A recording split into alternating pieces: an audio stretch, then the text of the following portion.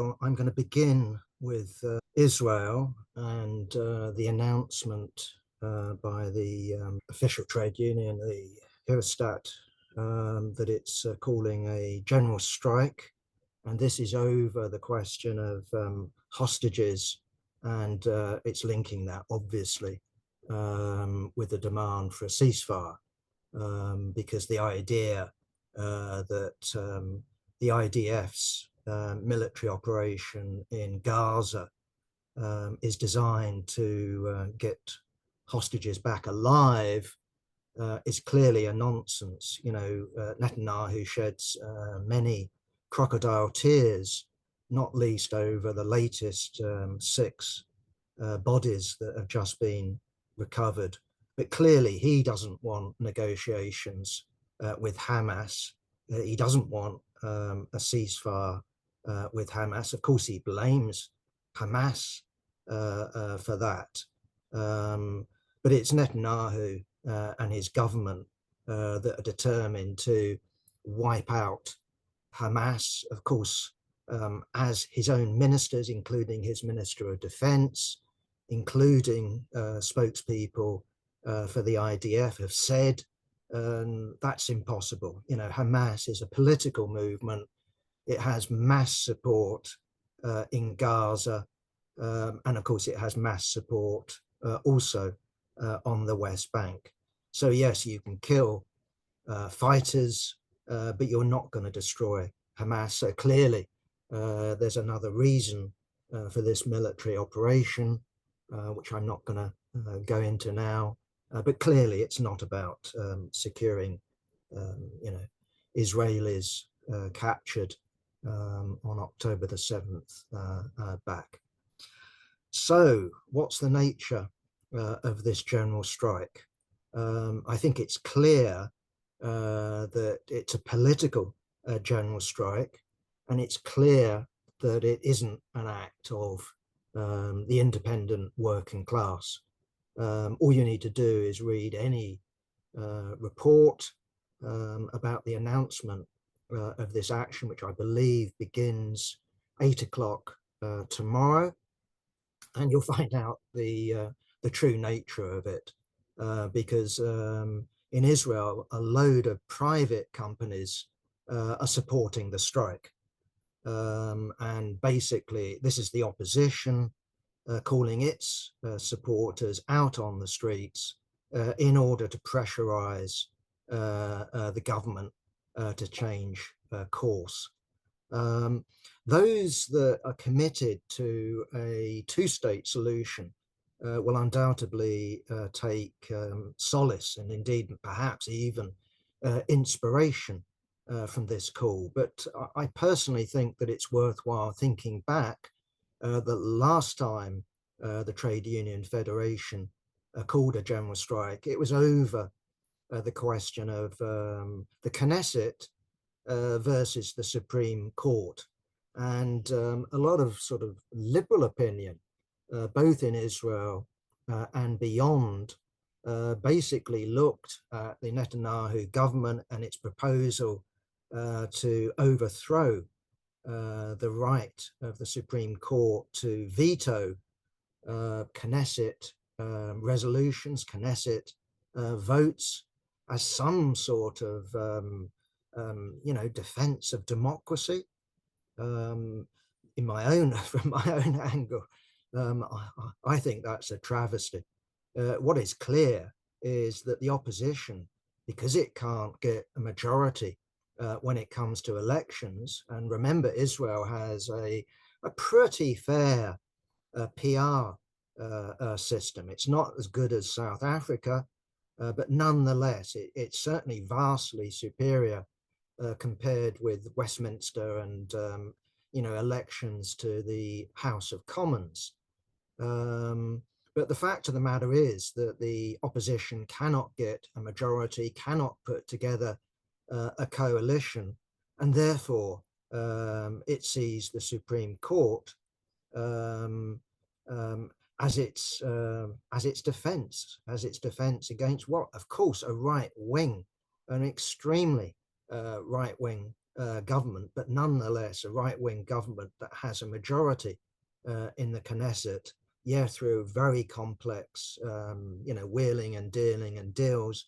Nonetheless, that is the point. So tomorrow's general strike, tomorrow's demonstrations are not a prelude to working class and Palestinian unity. This is within the sphere of Zionism.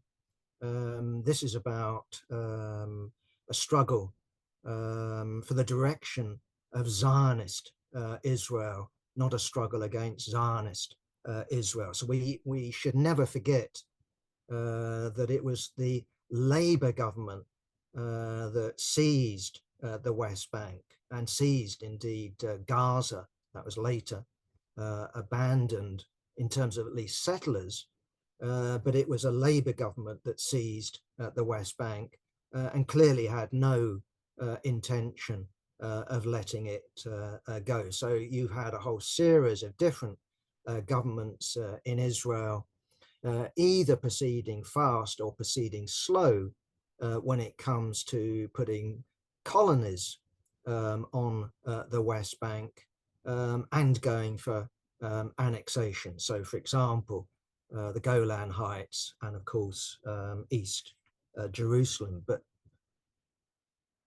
clearly, there's an ambition for a greater Israel shared by all significant forces of Zionism. Meanwhile, of course, we have the IDF's operation on the West Bank, and that's included not only invading towns, but also after besieging towns like Jenin, the IDF has issued orders for the civilian population to exit. In other words, we're into the same sort of military tactics that we've seen on a bigger scale, of course, in Gaza. And it's true that in terms of the IDF's operation, they've killed various Hamas and other fighters, including Hamas's commander in Jenin. But it's also clear, and it surely is clear to, Israeli intelligence, the political class, that for every, militant that their forces kill on the West Bank, 100 young men will come forward in order to take revenge because of what the IDF has done, not only in terms of killing, but terrorizing the local population. And clearly, the whole record of terror meted out by their settler population. So that's why, at least as far as I'm concerned, that what things are about in the longer term isn't a military operation in order to suppress the population, but something grander, something on the scale of 48, in other words, a second Nakba, a forcible removal of the indigenous Palestinian population. In 48, they forced people out onto the West Bank. This time, it looks like they intend to force people out of Sinai, into Sinai, but this time out of the West Bank. And whether that also includes, the Arab population in Israel itself, that's a different question. Nonetheless, if Greater Israel is to be a democracy, you've actually got to change the population makeup, and that means getting rid of the Palestinians. Okay, just quickly, Lebanon. We've had the preemptive airstrikes on Hezbollah positions in southern Lebanon. We've also had the provocation carried out by Israel, first of all, in terms of striking Iran's embassy in Damascus, and then assassinating the negotiator, one of the Hamas leaders, in Tehran itself, over for the inauguration ceremony for the new president. And in terms of what I've been reading, and this is the Western press, I have had a look at the Iranian media as well. But in terms of the Western media, what you get in general is that Iran is holding back from retaliation. Iran doesn't want a regional war. We could have told them that a long time ago. It's clear that Iran doesn't want a regional war. It doesn't want one now, and it doesn't want one tomorrow. So who knows what form Iran's retaliation will take. The line is that we will do it in our own good time. So we wait for that. It's obvious that if they do retaliate, Israel will use it to up the ante, because what needs to be understood, of course, is it isn't Hezbollah that wants war. It's not Hamas that wants war. It's not Iran that wants war. It's Israel that wants war. And I think that you could say its main objective, yes, as I've already explained, is a greater Israel, is getting a regional situation that provides a convenient excuse for carrying out a second round of ethnic cleansing. But there's also its war against Iran. And again, I don't know, it'd be worthwhile looking at, but it's clear that in terms of doing Iran, Israel wants to involve the United States. Now, whether that's because it simply hasn't got the military capacity to rain death and destruction on Iran, to throw Iran back, to use a phrase, back to the Stone Age, I don't know. I suspect that is the case, but clearly the United States, at least at the present time, is reluctant to be dragged in. And of course, that could all change in November with the presidential election. And if you were Netanyahu, that is something that you will be praying for every night, i.e. a Trump victory over Harris. Meanwhile, of course, we have the election of a reformist president in Iran. And with the blessing of the supreme leader, what we get from the Iranian media is their keenness to engage with the West, and that includes the United States, in order to do a new nuclear deal.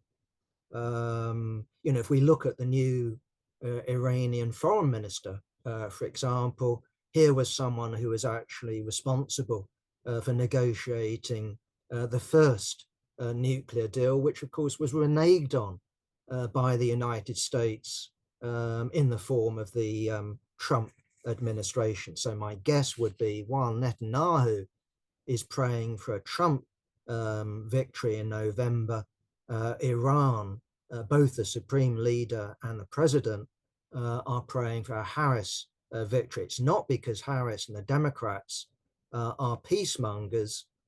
It's more their perception of Trump's relationship with an aggressive and expansionist Israel. It's Trump that talks about getting the job done. I take that as code for intensification of war, and also for annexation of territory, either parts of the West Bank or the whole of the West Bank. Just a question for you. Frequently commented now on the so-called one state and two state solution to the Israeli-Palestine conflict and why we're not in favor of it. Could you advocate what kind of solution you think socialists should strive for? Basically, the argument would be that one, a two-state solution is delusional. It cannot be delivered.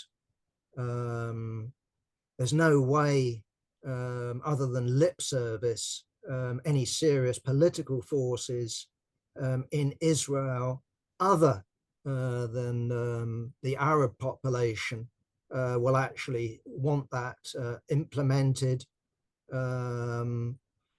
So the Palestinians, by their own efforts, are clearly incapable of that. Those who argue to the contrary, well, they should look at Jenin, they should look at Gaza.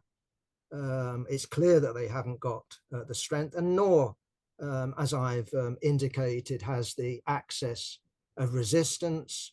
Hezbollah, the Houthis, Iran are in no position to impose any sort of settlement on Israel. One state, well, the problem is that something like 80% of the Israeli Jewish population consider themselves secular. And the fact of the matter is, when you come to a one-state solution, if we're talking about a secular democratic solution, it turns out to be not democratic. And in my estimate, at least, that means that what I would consider the Jewish Israeli nation, the Hebrew nation, will fight against a situation of where they become effectively second-class citizens. I just don't see them doing that. On the other hand, a regional socialist solution, that is something that, while it appears to be, and no doubt is, a long way off at the present time, that's a conceivable democratic, civilized solution, because what you can do potentially with that is to turn around to the Israeli working class at the moment, that's hand in glove, yes, with the forces of liberalism and capitalism, as we see with the general strike, and what you're offering them is becoming part of the ruling class, as part of a wider federation in the region. So that's our argument, very briefly put.